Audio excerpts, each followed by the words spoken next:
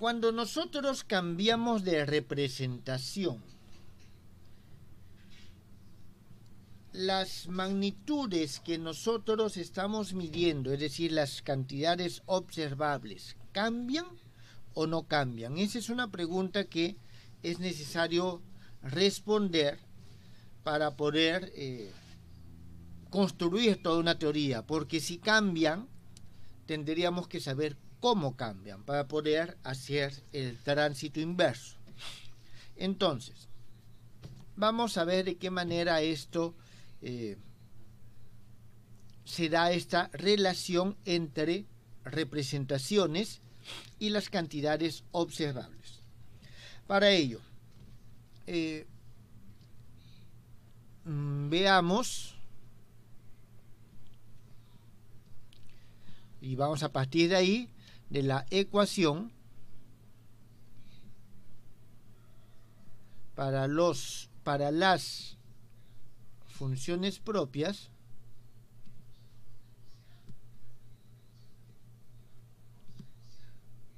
del operador f, con el cual estamos trabajando simbólicamente en la representación de coordenadas. Entonces, nosotros en este caso tenemos lo siguiente: si este operador f actúa sobre su función propia en la representación de coordenadas, este sí nos representa la coordenada, es igual al valor propio por la misma función. Vamos a llamarle esto 1. Entonces, vamos a pasar a la representación G. Reformulemos. En la representación G.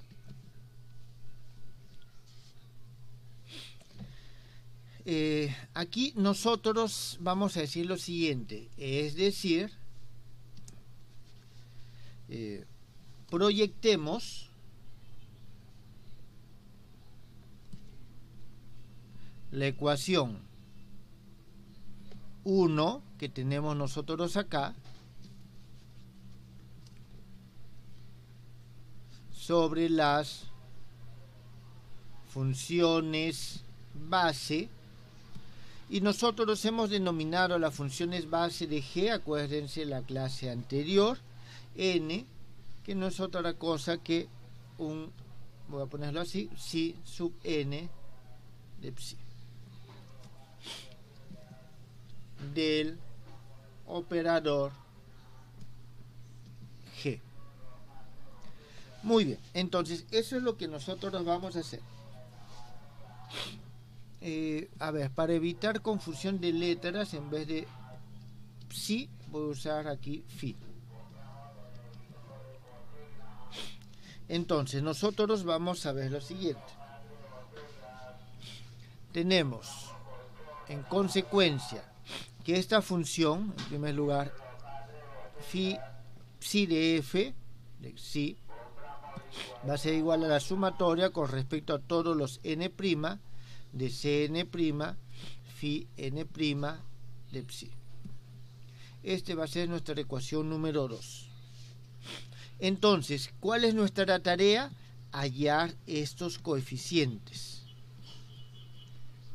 Debemos hallar los coeficientes c sub n', todo ese conjunto de coeficientes. Si tenemos todo el conjunto de coeficientes, está completamente definido. Para eso, reemplazamos 2 en 1, multiplicamos por la conjugada compleja y obtenemos los siguientes. Entonces, para ello, 2 en 1 y obtenemos. Ya sabemos, jóvenes, cuál es el procedimiento, y vamos a obtener nosotros una sumatoria con respecto a los n' de f n n' C sub n', y esto va a ser igual a estos f, valores propios, por C sub n. Entonces, eso es lo que nosotros vamos a tener ahí.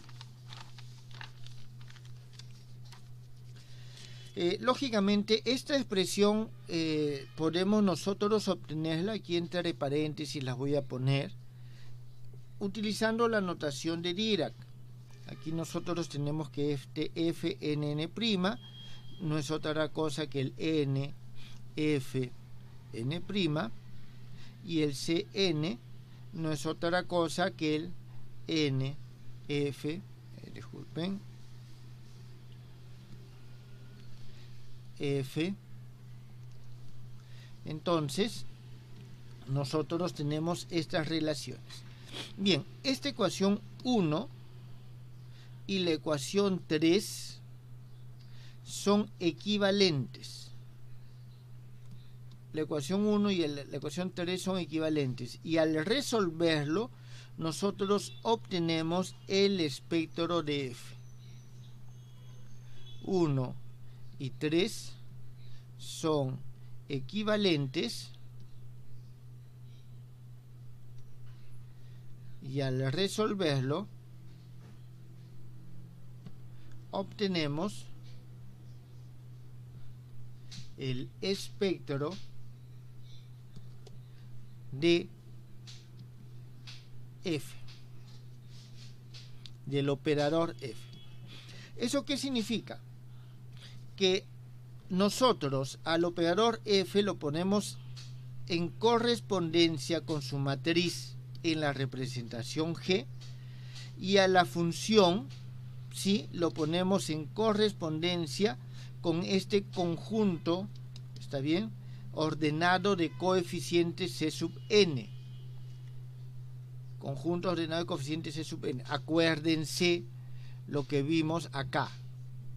¿Está claro? Es decir, estos son los G sub C sub n para el caso que estamos nosotros desarrollando. Entonces nosotros aquí tenemos de nuevo la misma expresión, pero en la nueva representación, y tenemos que el problema es hallar los valores propios que van a terminar siendo los mismos. ¿Está claro? Ahora, vamos a ver, este problema, o este en todo caso, porque son equivalentes, ¿tiene solución o no tiene solución? Y para eso nosotros tenemos que utilizar la condición de existencia de solución no trivial. De el sistema 3 con respecto a este conjunto C sub n. Entonces, ¿en qué consiste esa condición? En que el determinante sea nulo. En el que el determinante de esta expresión sea nulo. Entonces, ¿cuándo el determinante va a ser nulo? Cuando nosotros hallamos los valores propios, y para hallar los valores propios lo que vamos a hacer es multiplicar por el C sub n' acá, y vamos a obtener lo siguiente, la cual se expresa de la siguiente forma: f sub n menos f delta n esto tiene que ser igual a 0. Ese es el determinante de estas ecuaciones, de este sistema de ecuaciones. Entonces, a cada valor propio de la ecuación 3 se le calcula el conjunto de coeficientes C sub n. ¿Está bien?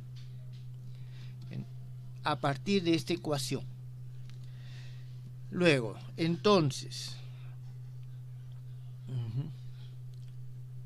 con cada valor hallado de f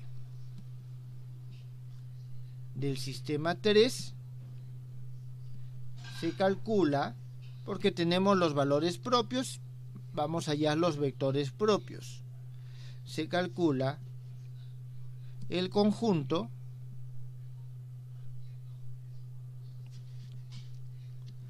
de valores C sub n, el cual luego se normaliza. Tienen que estar normalizados por la condición de o la interpretación probabilística. Se normaliza con la siguiente condición: la sumatoria con respecto a n de todos estos C sub n al cuadrado es igual a 1. Entonces, de esa forma, nosotros obtenemos estos vectores propios. ¿Esto está claro, jóvenes?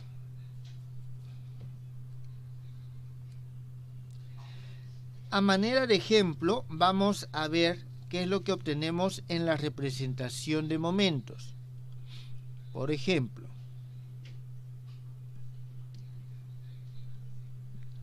en la representación de momentos, cuando nos referimos a la representación de momentos, nos referimos de que esta G es la cantidad de movimiento, ¿está claro? Es decir, vamos a pasar de la representación en coordenadas a la representación en momentos.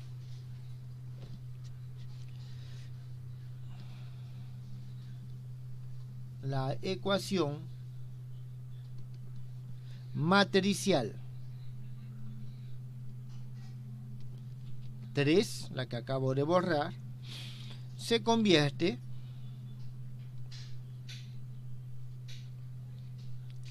en la ecuación integral, porque la representación de momentos es continua, de Fredholm,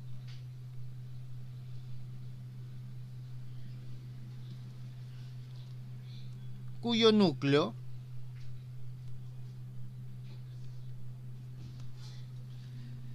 es la siguiente matriz: F, P, P', que esto va a ser igual a P, F, P'. Entonces, nosotros aquí vamos a tener lo siguiente: integral de F, P, P' por esta C de F en la representación de momentos de 3P', esto es igual a F por esta CF en la representación de momentos. Entonces, tenemos esta que es la representación matricial, que está acá, y esta es la representación ondulatoria. ¿Está bien? Entonces, las representaciones matricial y ondulatoria son equivalentes.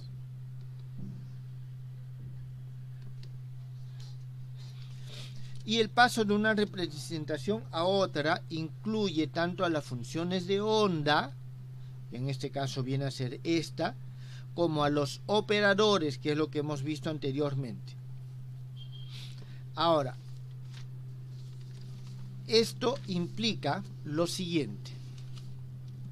A ver, vamos a ponerlo así. El cambio de representación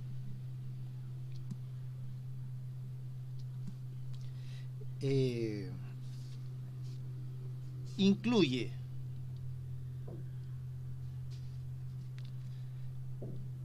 a las funciones de onda y los operadores, de manera que se mantienen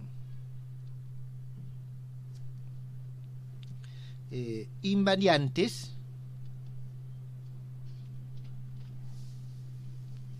las siguientes magnitudes o las siguientes características. La primera, la normalización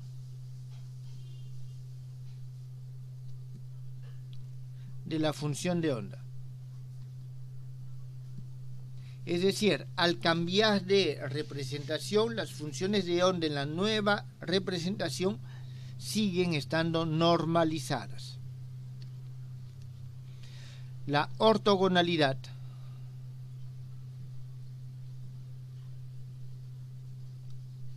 de las funciones de ondas.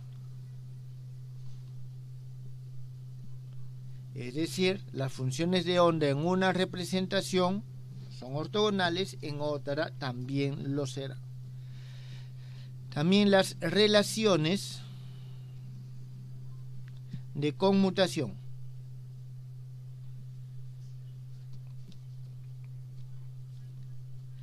entre los operadores. Eso significa, jóvenes, que la relación de incertidumbre y las integrales de movimiento se van a conservar, porque las relaciones de conmutación, si es diferente de cero, nos está diciendo que no son observables simultáneamente, principio de incertidumbre, y si son iguales a cero o si conmutan con el hamiltoniano, entonces son integrales de movimientos. Y los valores propios de los operadores, es decir, el espectro. Y si son los valores propios los que se mantienen invariantes, eso significa que lo que yo miro es lo mismo, porque lo que nosotros medimos está asociado a los valores propios. Por lo tanto, el cambio de representación no influye en el valor de las características observables del sistema estudiado. ¿Está bien? Sin embargo, y eso es lo importante, si elegimos adecuadamente una representación, nos permite simplificar de manera significativa la solución de algunos problemas concretos. ¿Tienen alguna pregunta, jóvenes?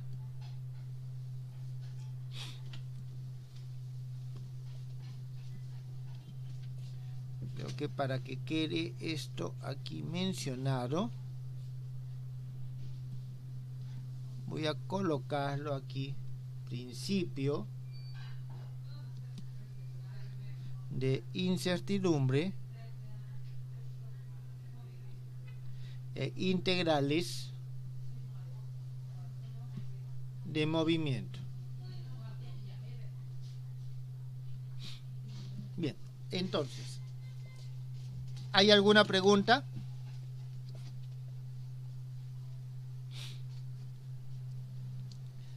Muy bien, entonces esta es la relación que hay entre las representaciones y las magnitudes observables, que es algo que nos interesa, porque si cambiasen las observables, entonces tendríamos que establecer ajustes en nuestros resultados experimentales, sobre todo.